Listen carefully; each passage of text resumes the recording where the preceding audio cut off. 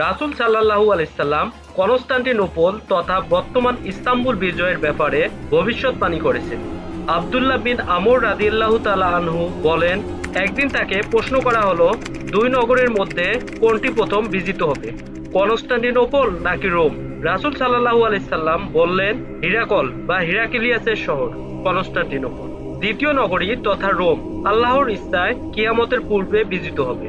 সুতরাং কনস্টান্টিনোপলের বিজয় ইসলামের ইতিহাসে অনেক তাৎপর্যপূর্ণ। 1453 সালে ওসমানীয় সুলতান দ্বিতীয় মোহাম্মদ কর্তৃক শহরটি অধিকারের মাধ্যমে সম্পন্ন হয়।